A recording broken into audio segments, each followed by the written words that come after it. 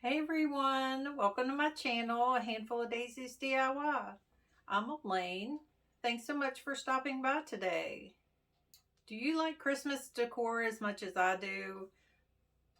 Typically, I'm pretty much a minimalist when it comes to home decor.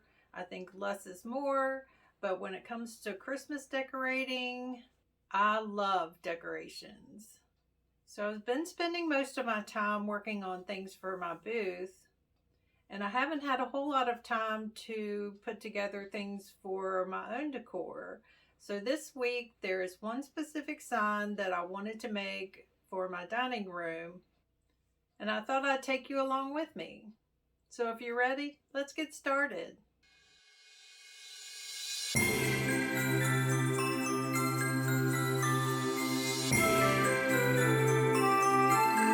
So I started out with this cork board I picked up from the Goodwill.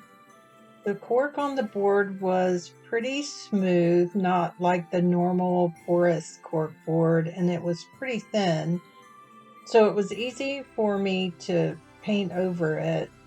I'm using Waverly chalk paint in white, and I'm just going to give a good coat to the whole chalkboard. Now I did tape off all the edges because the frame was already black, so I decided just to keep that.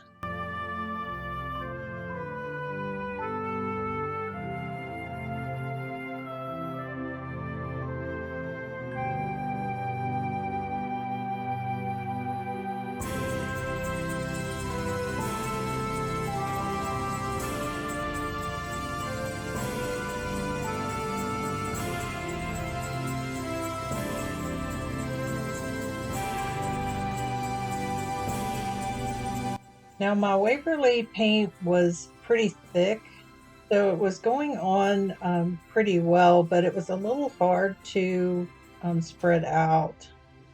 So I did end up getting my spray bottle and putting a little water on it just so it would smooth out a little bit better.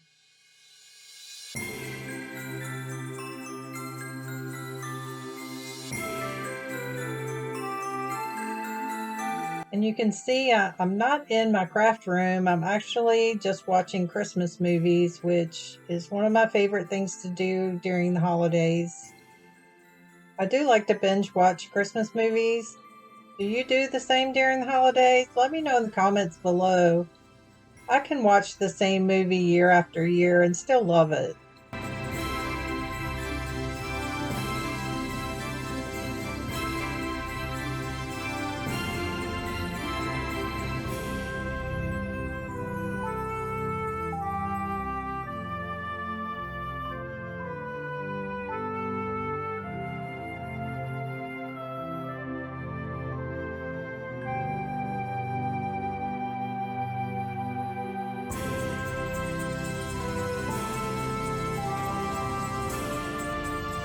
So I finished up painting this. I did end up putting 2 coats on it,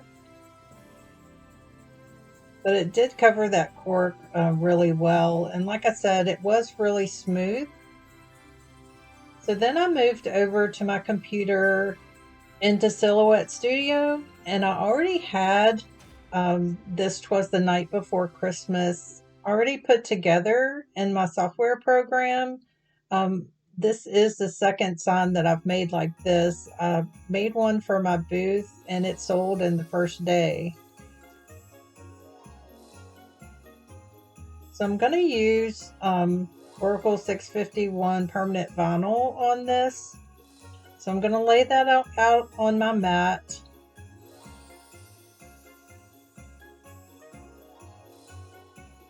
Because this sign is so big, I'm going to have to do it in 3 different sections. So I'm going to load it in my Cameo and then just let it cut.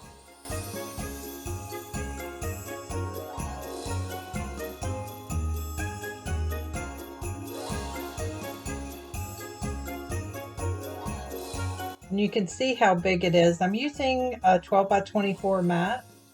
So it does take a few minutes for that to cut since there's so many letters to cut out.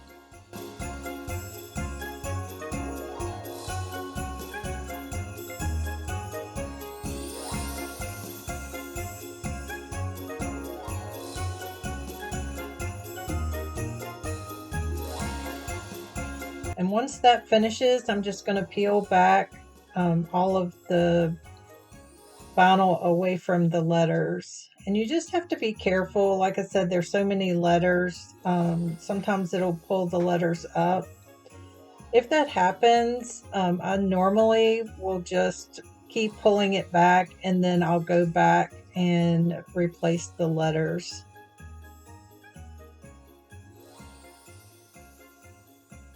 When you're working on a project like this with so many letters, you just have to be patient with it. It is a little bit of work, but in the end, it comes out beautifully, so it's all worth it. I'm going to also go in and just weed out all the insides of the letters. You can see having to replace some of the letters.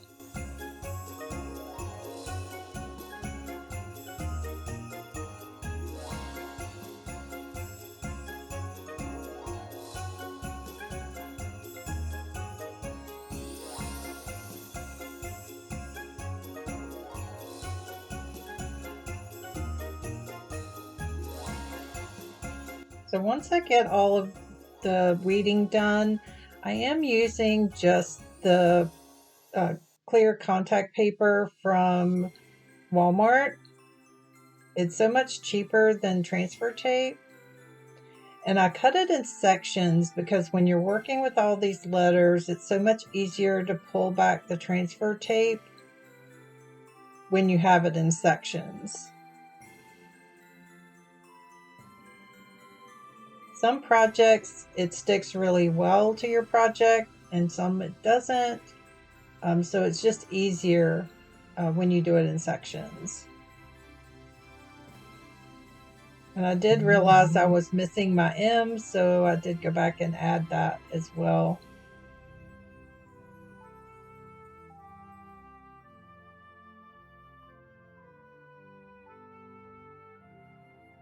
So I did let this dry overnight, and I'm going to pull back all of the tape around the edges. Now normally I would have pulled the tape off while it was still wet, but I didn't do that, so you can see it's a little harder to pull that tape back. So if you're doing this, make sure you pull your tape off while it's still wet.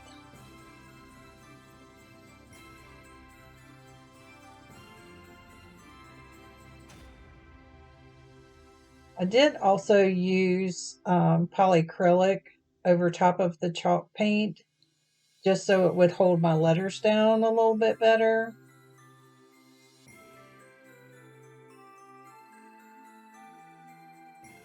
And then I'm just going to lay out all three pieces and measure it so I can get it centered.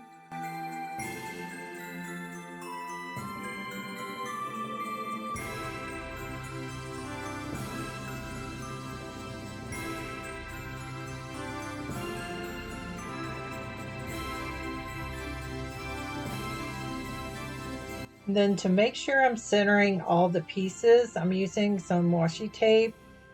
It's a paper tape, so it won't pull up any of the paint.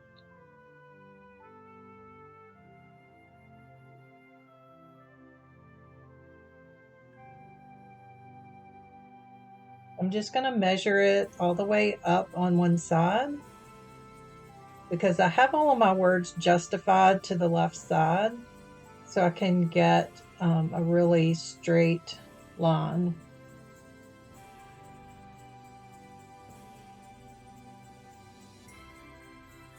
I measured it so it was 3 inches from the edge, and then I end up going back and changing that because I feel like that was over a little bit too far.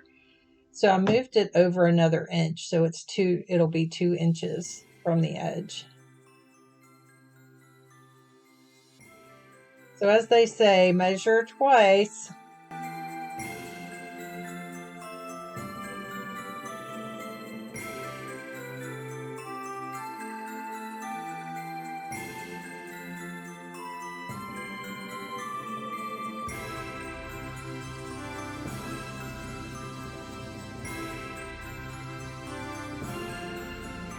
So you always want to lay it out a couple of times just to make sure that you have it where you want it.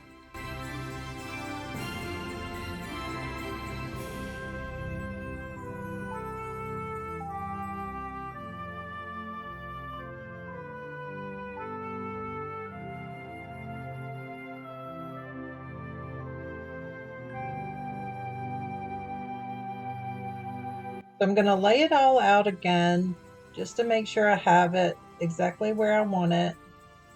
And I'm going to start with the bottom, and I'm just going to peel back one edge of it to lay it down. That way I don't have to worry about it sticking and not being able to line it up correctly.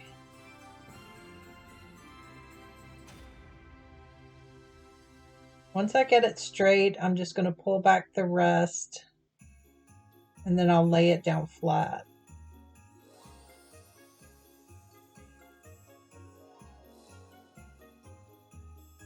Now again, these letters don't always stick as well as you'd like them to, so it does take a little time to pull back that transfer tape.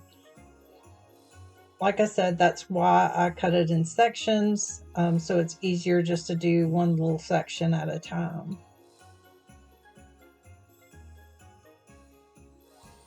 So these types of projects do take patience. It did take me probably about an hour to get all of the transfer tape pulled back on all 3 sections. But the end result turned out exactly the way I wanted it.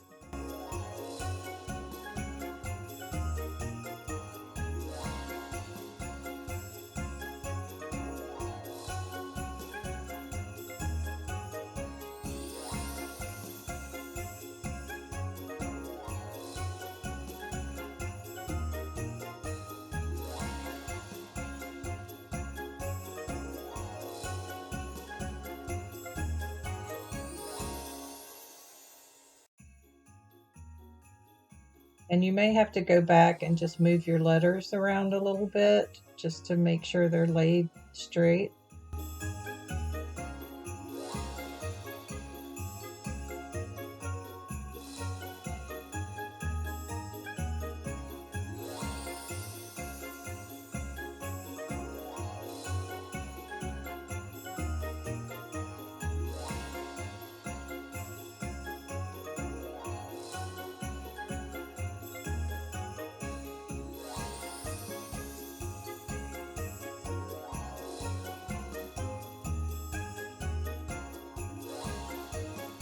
Then I'm also going to measure the distance between where I want my next section to start and do the same thing, just pull back a little part of it and get it on straight before I pull the whole thing off.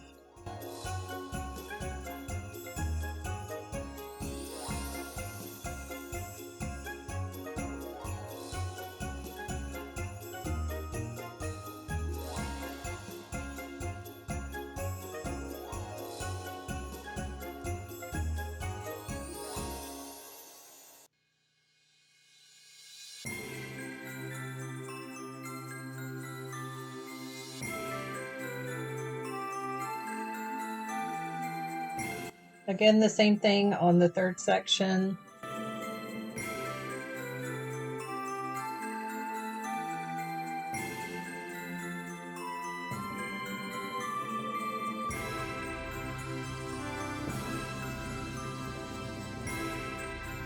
And when I'm done, I just go back and check all of my letters, make sure I didn't miss any letters, and make sure that my letters are straight.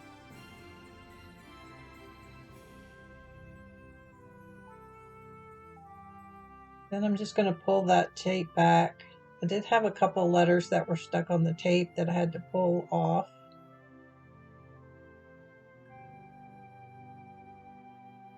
And then we're all done. Here's a look at how it turned out. Let me know what you think. Like I said, I made one of these before for my booth and it sold the first day. I wish I'd have made a couple more. It is pretty time consuming. But if I could find some more of these boards at the Goodwill, I may make just a few more. Let me know in the comments below what you think.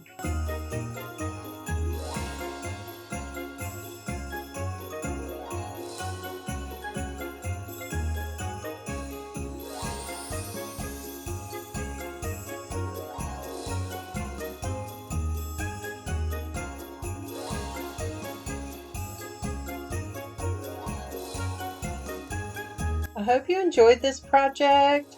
If you're not already subscribed, I would love for you to subscribe to my channel and join our DIY family. If you're already subscribed, thanks so much for supporting my channel. And I'll see you next time for another DIY.